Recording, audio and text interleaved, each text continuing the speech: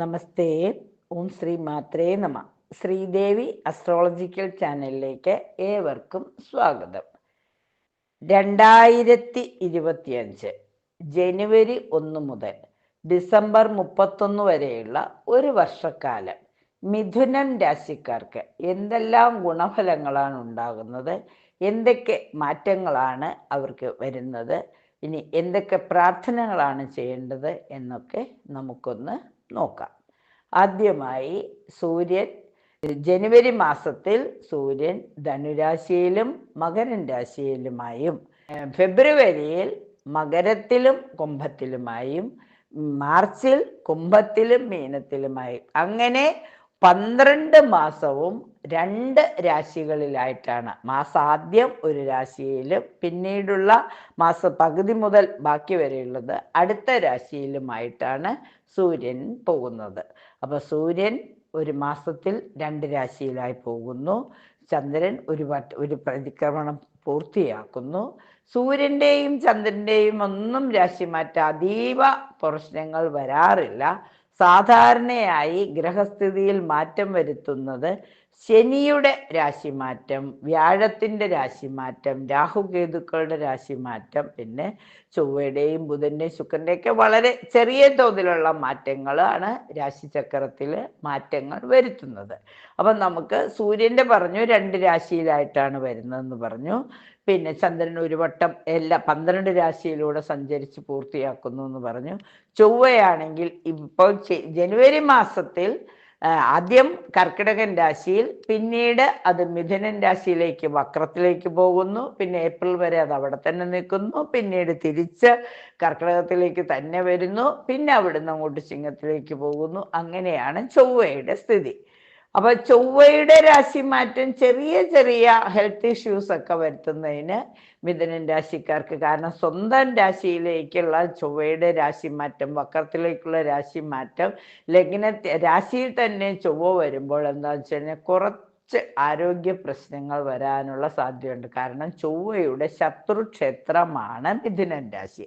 മിഥുനൻ രാശി എന്ന് പറയുമ്പോൾ നമുക്കറിയാം മകയിരത്തിന്റെ അവസാന 2 പാദവും തിരുവാതിരയും പുണർദത്തിന്റെ ആദ്യ 3 പാദവും ചേരുന്ന 2.25 നക്ഷത്രം.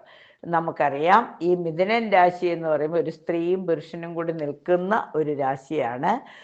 അതിൻ്റെ ചിഹ്നം തന്നെ അങ്ങനെയാണ്. മിഥുനൻ രാശിക്കാർക്ക് ഈ ജനുവരി മുതൽ മെയ് 15 വരെ വ്യാഴം 12-ൽ നിൽക്കുന്നത് കൊണ്ട് വരവിനേക്കാൾ ചിലവ് കൂടുതലായിരിക്കും.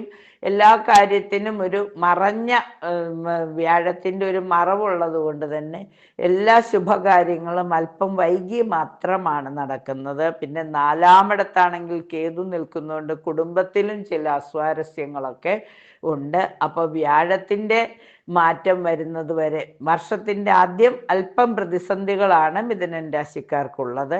പിന്നീട് വർഷാവസാനം വരെ നല്ല സമയമാണ്. എന്നാൽ 29/3/2025 മുതൽ ശനിയുടെ രാശിമാറ്റം, ശനി 10-ാം ഭാവത്തിൽ നിന്നും 11-ാം ഭാവത്തിലേക്ക് പോകുമ്പോൾ മിഥുനൻ രാശിയുടെ 10-ാം ഭാവത്തിലേക്ക് ശനി വരുന്നത് കൊണ്ട് മിഥുനൻ രാശിക്കാർക്ക് കണ്ടകശനിയായിരിക്കും. കണ്ടകശനി 4-ലും 7-ലും 10-ലും വരുമ്പോൾ കണ്ടകശനിയാണ്. ജനിച്ച രാശിയുടെ 4-ാം ഭാവത്തിൽ വരുമ്പോൾ കുടുംബ സംബന്ധമായ കണ്ടകശനി അനുഭവിക്കേണ്ടി വരും. 7-ാം ഭാവത്തിൽ വരുമ്പോൾ ഇണയുമായി ബന്ധപ്പെട്ട അല്ലെങ്കിൽ മാർഗസ്ഥാനവുമായി ബന്ധപ്പെട്ട കണ്ടകശനിയുടെ കഷ്ടതകൾ അനുഭവിക്കേണ്ടതായി വരും. 10-ാം ഭാവത്തിൽ വരുമ്പോൾ കർമ്മസംബന്ധമായ ബുദ്ധിമുട്ടുകൾ അനുഭവിക്കേണ്ടതായി വരും. അപ്പം മിഥുനൻ രാശിക്കാരെ സംബന്ധിച്ചിടത്തോളം മാർച്ച് 29 മുതൽ, അതായത് മാർച്ച് 30 മുതൽ കണ്ടകശനി വരുന്നത് കൊണ്ട് കർമ്മരംഗത്ത് അല്പം ബുദ്ധിമുട്ടുകൾ, കർമ്മരംഗത്ത് പെട്ടെന്നുള്ളൊരു സ്ഥലം മാറ്റമോ അല്ലെങ്കിൽ നിൽക്കുന്ന സ്ഥലത്ത് തന്നെ ജോലി സാധ്യതകൾ അല്പം കുറയുകയോ ഓവർ ടൈമൊക്കെ കുറഞ്ഞു കിട്ടിക്കൊണ്ട് വരുമാനം അല്പം താഴ്ന്നു പോകാനുള്ള സാധ്യതയാണ് ഉള്ളത്. മേലധികാരികളുടെ സ്ഥലം മാറ്റം, പുതിയ മേലധികാരികൾ വരുമ്പോൾ അവരുമായി ഒത്തുചേരാൻ പറ്റാക, അങ്ങനെ കുറച്ച് കർമ്മസംബന്ധമായ ബുദ്ധിമുട്ടുകൾ ഈ മിഥുനൻ രാശിക്കാർക്ക് വന്നു ചേരാം. മാത്രവുമല്ല മിഥുനൻ രാശിക്കാരെ സംബന്ധിച്ചിടത്തോളം സ്വന്തം രാശിയിലേക്ക് മെയ് 15-ന് വ്യാഴം സ്വന്തം രാശിയിലേക്കുള്ള വ്യാഴത്തിൻ്റെ മാറ്റം ഒരുപാട് ഗുണഫലങ്ങൾ നൽകുന്നതാണ്. അപ്പം മാർച്ചിൽ ശനി മാറുമെങ്കിലും ആ ബുദ്ധിമുട്ടുകൾ വ്യാഴം സ്വക്ഷേത്രത്തിലേക്ക്, അതായത് സ്വന്തം തൻ്റെ രാശിയിലേക്ക്, അവനവൻ്റെ രാശിയിലേക്ക് വരുന്നത് മൂലം കുറച്ച് ആശ്വാസം വരുന്നതാണ്. അപ്പോൾ വ്യാഴം ശിരസിലേക്ക് വരുന്നത് കൊണ്ട് രാശിയിൽ കുറച്ച് മിഥുനൻ രാശിക്കാർക്ക് അല്പസ്വല്പം സൗഭാഗ്യങ്ങൾ വന്നു ചേരും മെയ് 15 മുതൽ. അപ്പോൾ അത് മാസത്തിൻ്റെ അവസാനം വരെ നല്ല ഫലങ്ങൾ അനുഭവിക്കാം. കാരണം വ്യാഴം ഒരു വർഷക്കാലമുണ്ട്. അതുകൊണ്ട് തന്നെ വ്യാഴത്തിൻ്റെ രാശിമാറ്റം അനുകൂലമായ ഒരു സാഹചര്യം സൃഷ്ടിക്കും. അതുപോലെ 18-ാമത്തെ 18/5/2025 രാഹുകേതുക്കളുടെ മാറ്റം. ഇപ്പം രാഹു 10-ാം ഭാവത്തിൽ നിൽക്കുന്നത് 9-ാം ഭാവത്തിലേക്ക് മാറും.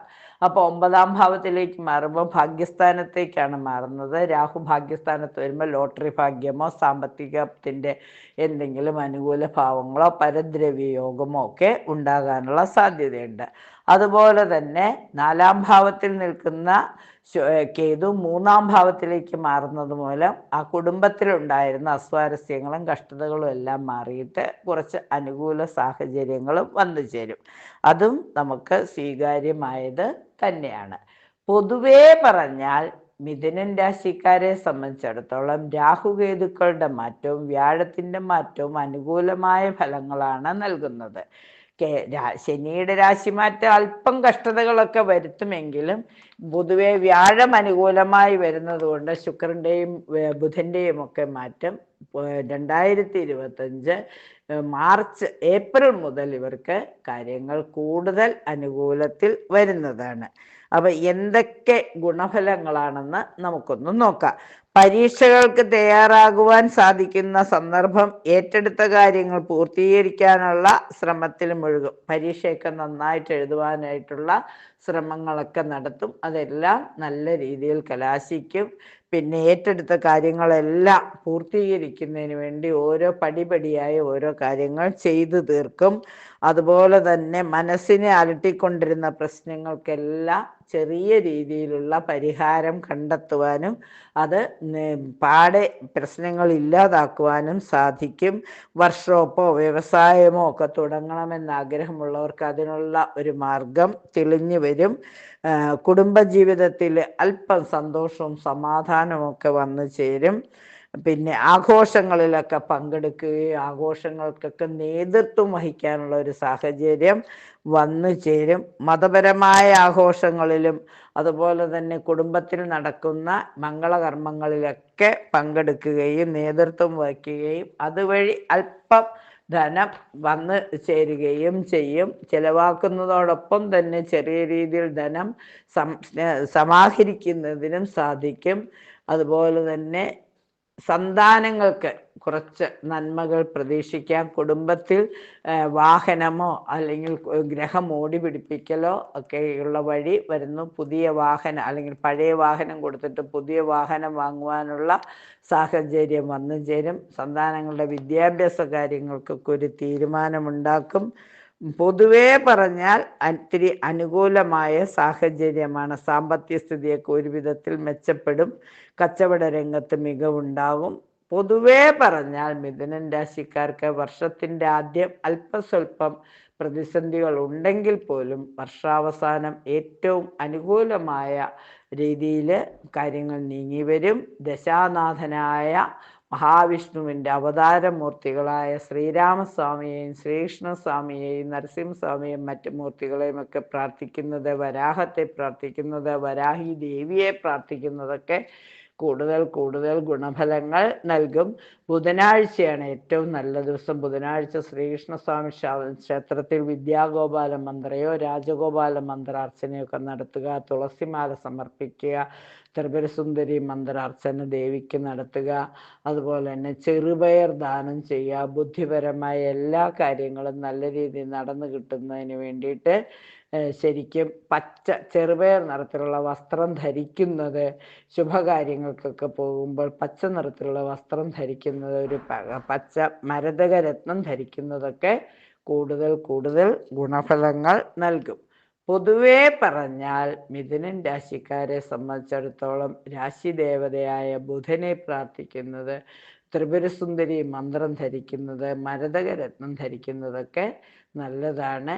2025 മിഥുനൻ രാശിക്കാർക്ക് ഏറ്റവും ശോഭനമായി തീരട്ടെ എന്ന് ആശംസിച്ചുകൊണ്ട് പ്രാർത്ഥിച്ചുകൊണ്ട് നിർത്തുന്നു. നന്ദി, നമസ്കാരം.